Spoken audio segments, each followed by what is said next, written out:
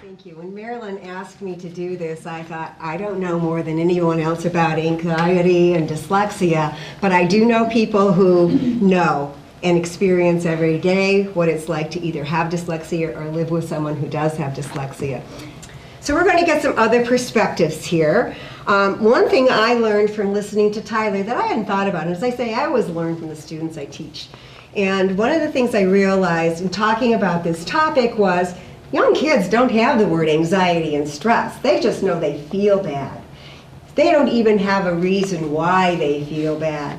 So as you get older and understand it, it's easier to cope with in some ways. They just know the stress level is such that makes them feel bad and not want to be in a learning environment and not really care so much anymore. So Tyler, can you please share your experience as a young student with dyslexia going through elementary school? Tyler's now in 7th grade, doing great, and I'd like to hear your story. Okay. My kindergarten year was okay. I liked school because nobody messed with me. I had friends. There were no problems. But there was this one time, it's hard to believe, but they made us write cursive. I was kind of confused and I didn't know what to do. I didn't mind 1st and 2nd grade either. Those first few years were okay. The teachers were nice to me. I liked that. Then 3rd grade came. It was kind of bad. I had to go to a special room where all these other kids were, so I knew I was different. We worked on words over and over. I didn't know I was dyslexic yet. I thought it was weird. I felt like I was dumb because I wasn't learning with the rest of the class. I got in some verbal fights, and people might trip me as I walked by and made fun of me. I got called names. Other kids knew I was different. But 3rd grade was nothing compared to 4th grade. Many things happened to me in 4th grade. I was picked on all the time, and I didn't know why. They would trip me in the hallways. They would call me dumb and stupid.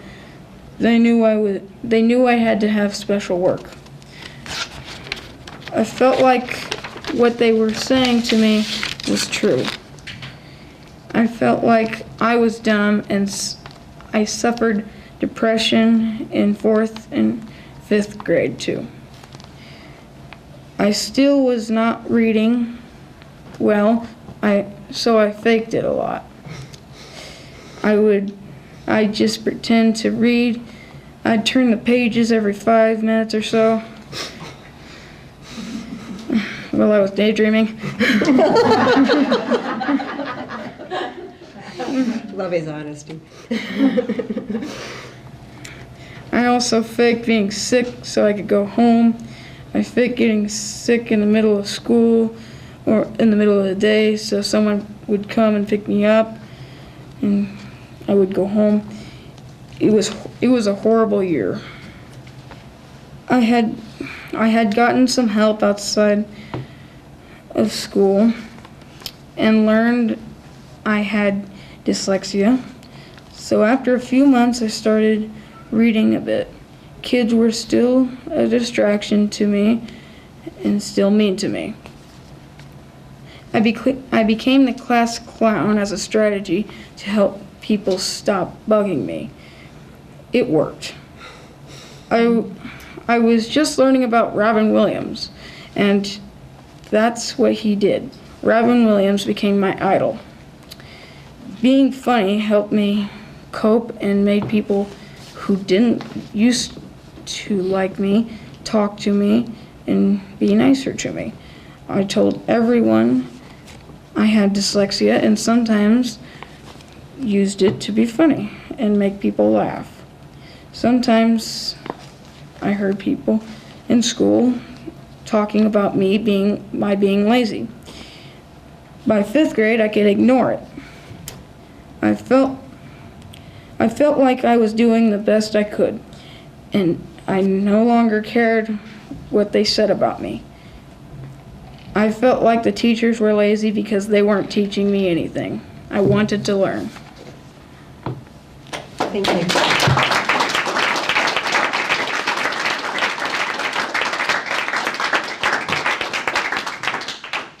So now we can hear from a school perspective.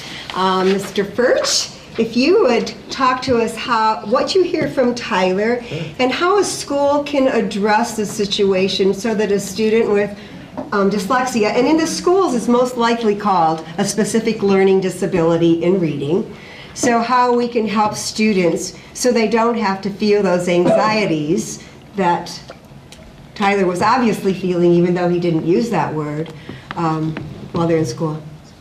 So the first kind of bucket of information or resources that I found helpful to help students and families through anxiety, whether it be through dyslexia or other situations in the home, is really communication and a team meeting, and really having that openness with the school, with the teacher, with the team, whether it's the special education teacher, whether it's the reading interventionist, whether it's the principal or assistant principal. Having that open communication is really going to be an important thing in terms of getting what's best for the student to succeed. But the biggest thing, the biggest next bucket would be thinking about social emotional supports and understanding what student empathy is. A couple examples of that. It sounds like you were able to kind of accept that you have dyslexia and offer that to your peer group. And so that's something that a lot of students and teachers and families kind of talk about in terms of there's a significant need in the classroom and that person's not feeling accepted, what really who that person is, right? And talking about whether it's dyslexia or a learning disability and how that makes them feel, and just because they learn differently doesn't mean they're any less of a student, and to celebrate that diversity in the classroom and in the school is a challenge, but it's needed, right? And what schools do is they create systems of learning, right? So we have tiers of systems, right? We have students who learn the way we teach them.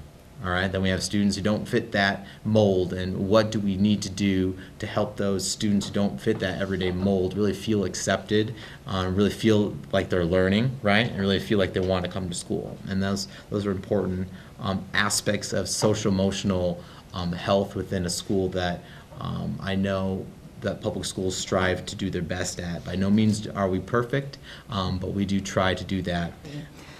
So first, dealing with the school, like I said, I wish I would have had him as a principal because my experience with the schools has not been good. I fight every single year for my daughter, and that's what I encourage you to do is don't be afraid to fight. Trust, because nobody else will fight for your child. Trust your instincts. Okay, even though teachers are an expert in a certain area or administrators are an expert in a certain area, you know your kid the best, trust your instincts. I was at an IEP meeting for my daughter. She was having trouble reading. I said, I think she's dyslexic, and I brought in all these examples. And everybody in that room said, oh no, that's normal for her age. None of them was a dyslexic specialist. None of them was a reading specialist, okay? So trust your instincts and go as far as you can to figure it out, which meant for me taking her to get testing and then finding somebody who could help her out, and we found Nancy. Know your child's legal rights and what accommodations they are eligible for the IEP or the 504. And if you don't know where to find that, I'm sure Nancy can recommend a book for dyslexia. I was lucky in a way that my daughter also has ADD, and so her therapist recommended a book to me, and it went through legally. This is what your child is eligible for. Not only that, it told you what accommodations your child should ask for. But then you can start to build that relationship where you are saying, you know this better than I do, how can you help her?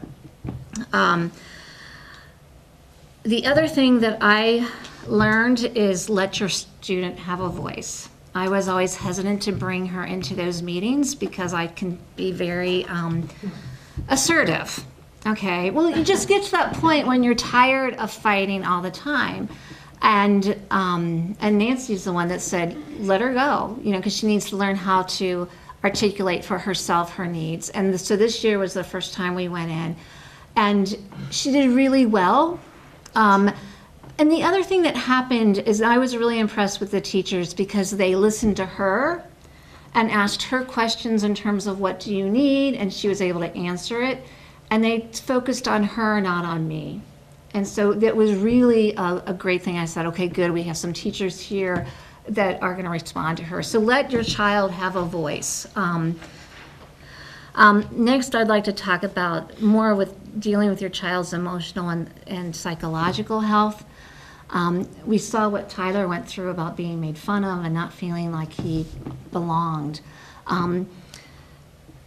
Helped your child build solid friendships. Okay, that's always been my biggest fear, is that she's not going to have any friends and she's going to go to the dark side. And so cultivate friendships for her. I mean, when they were in kindergarten and preschool, you did that anyway. You would have play groups or play dates. I make a purpose to find it out, or earlier to find out who her friends were. And I would say, invite them over. We can be the party house, sleepover, great. I'll drive. I'll take you out for ice cream after cross country, so that you can learn to know these friends. Get to know their parents. When you drop the kids off, get to know who her parents are, because you want your child to have healthy friendships with friends who have healthy parents. The first thing that was on there, and already talked about it, that is not on here, is educating teachers, because teachers have not learned. They don't know necessarily how hard school is for kids. One of the best things you can do is educate the student. So there's all different levels. The alphabet war, it's called dyslexia. There's books on different levels for kids that will explain why they're struggling in school. If they know why they're struggling, they don't feel so bad. They don't feel like they're being lazy anymore. They know, okay, there's a name to this. I can deal with this. It's okay. This is also a book that I would recommend for parents to read on how to empower your student, your child with dyslexia. This was written by a man with dyslexia, Ben Foss. And some of it I agree with, some of it I don't agree with, but he has the child's best interest in heart, and he's an entrepreneur making lots of money these days, so he's done a great job with his life. Questions? Yeah. So I have a daughter who's in 4th grade now, and that's definitely been a struggle in the Champaign schools. First of all,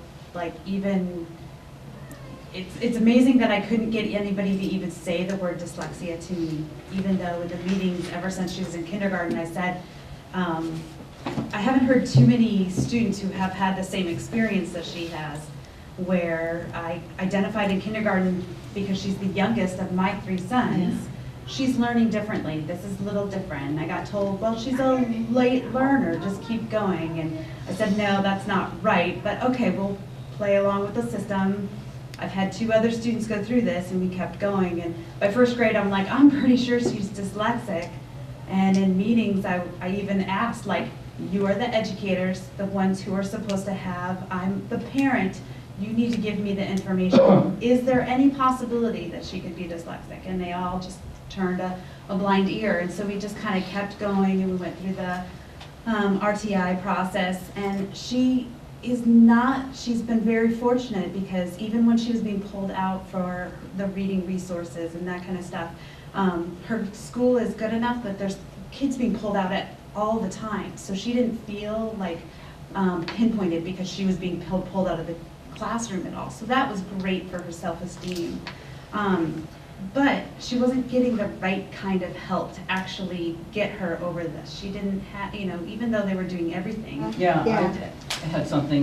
I think one of the things that often gets confused when we're communicating, professionals and parents, and making some accommodations, is the idea that lessening homework, giving things means we're lowering expectations and standards. And I think the emphasis needs to be, we still want high standards, we still want high expectations. We're not lessening them for someone with dyslexia.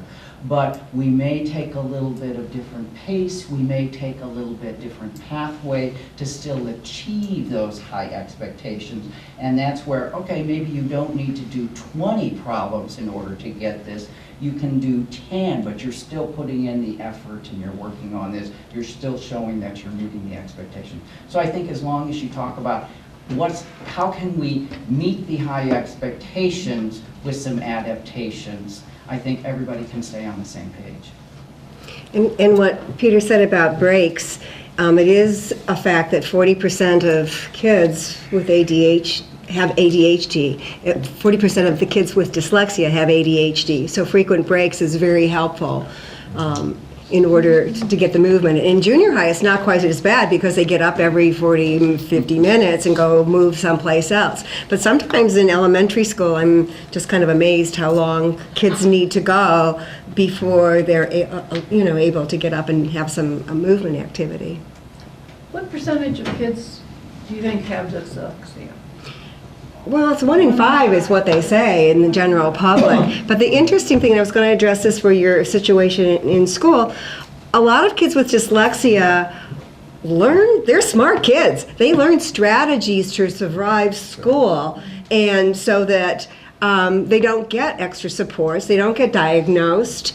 But the latest statistic I read about students with specific learning disabilities, 80 to 90% of those students have dyslexia if they have a specific learning disability in reading. And the schools have been hesitant to use the word dyslexia, but there's a whole movement out there that says, say dyslexia. Our state of Illinois now has a dyslexia law on the books, unfunded, of course. So it's really not doing a lot, but it may be one day. And there are 17 states now that really have active dyslexia laws. So I think it was Dyslexic Advantage that was on this big promotion, say dyslexia, use the word, keep saying it.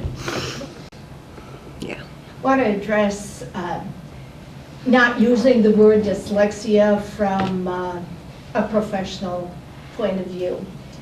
I kind of felt like you did. Like, I want to put a term to students that are struggling and seeing some of the issues they're dealing with, and yet professionally, I couldn't use that word, dyslexia. And recently, what's happening, or was apparently happening, is that there were different definitions and no one within the profession could agree on exactly how to define it. Now that there is brain imaging, and clearly a different brain structure, everyone is getting on the same page and saying, oh, this is dyslexia, it is a neurological brain setup in a person. And now we're free to say the word. So the fact that you as a parent went through not knowing that instinctively, and I, as an educator, knew that instinctively, but couldn't give it a name. But now we can, because there is enough research and with brain imaging to show that indeed this is truly dyslexia. Okay. And then I want to address the maybe a response to the parent saying that I want my child to not have less homework, because I want them to be able, because in a job, they're not going to be able to do half the work. Chances are, in my opinion, that when they're an adult and have a job, hopefully they will have the kind of job at which they excel and will work harder than anyone who doesn't quite excel as well as they do at the job. Yes. So, my name is Nirvik. I'm from India, and I'm a master's student at UIUC. I just wanted to know what kind of role technology will play, if it can, in making learning easier for students because it's so easily accessible now for Right. everybody. And in my country, definitely there is a lot of lack of knowledge about what dyslexia is and how it affects the students. There are a lot of students there. And education systems is a little bit lower as compared to what it is in US. So I'm recently new to the country, so I don't know how it works here. But I would like to know what kind of role technology has it already started? Is there a movement? Is there something there? Definitely, technology works. I know that, well, your child uses technology a lot in school. It depends on the individual, and it depends on whether it works for them. I mean, there's all sorts of new technology coming out where things will write for you. You speak it, it writes for you. It will read for you. And one of the things in this dyslexia empowerment book that Ben Foss talks about is ear reading versus eye reading. So eye read at your ability level, ear read at your interest level. So that's a form of technology a lot of kids will use. Tyler, what do you use? I mean, you just basically use the Google Docs and, Yeah. yeah. Audio books are good. Yeah. Especially audio textbooks, since the older they get, the more reading they're going to have to do, and reading that they probably don't want to do because it's on science or some ancient civilization. But the audio textbooks have been very helpful because they tend to be very animated and interactive, and so that's worked quite a bit. And then they can choose to either read along or just listen. And so that's been really helpful for her. So a lot of curriculum too that's online now that they could just listen to in the classroom Yeah. and at home. Right. You know, I actually work with a student at a school that I wasn't familiar with, and she's got all sorts of technology that I'm not even familiar with. I need to keep up on that myself. So it's changing all the time, getting better all the time, but it's not for every student because not all of them, that doesn't feel like a strength for them. And everybody's so individualized. A couple things that I found real helpful is one, first just finding a speller that doesn't correct you based on what letters you put in, but what sounds the letters you put in actually do. It makes a huge difference. What is that one? I found one called ABC Speller on the iPhone that works Oh, pretty okay. well, and then it takes you to a definition so they can check it, and so it goes really nicely. It's nice. Is that just an app you can? Yeah, it's a free app. ABC Speller? ABC Speller. Oh, And okay. then the other thing is just Kindles or just being able to have the Kindle app to read because you put extra space between the lines. Since they have to struggle so much going through, you make the text bigger so you don't lose your place as easily. Also, when you're given a book, when everything's in there and it takes you 10 minutes to get through half of a page, and on a Kindle, you flip through 3, there's a whole different psychological aspect to being able to go through that, and you control the size and different things. You can even do the fonts because there's a dyslexia font and other things, so there's a lot of things that you can do with So that. can And as you- we get more and more towards things on the tablets, we're able to control So a lot you of can things. put a Kindle app on just a regular tablet? Yes, Okay, can you put it on an iPhone? yes. Okay. One thing that may be good to realize is that the U of I and Parkland have people who really know about technology and some of the new developments that can help college students. So be aware that if your child should go to Parkland or to the U of I and has special talents, and that those two places are looking for people who are perhaps very skilled in one area, but struggling with dyslexia. And they have people at both places who understand which types of new technology will help them out. I have a feeling that LEAP should have a program again. Mhm. We've had 2 in the last 10 years, and it's about time we had another one where we bring to light some of the new technology that's coming out. Let me add Good one idea. other thing about the text. I'm working with an adult who severe dyslexia, and one of the things he loves on this is he can't figure out a word even though he's been taught the syllables, and but he can press on it and it automatically takes him to a definition and it breaks it into the syllable. So he's able to, oh, okay, that's what it's supposed to be, and do it. Also, if you just press on things and you go, it highlights it and it saves everything. So when I've got a 5th grader now who's having to read, so all the names of all the students, and boom, he's got a character list.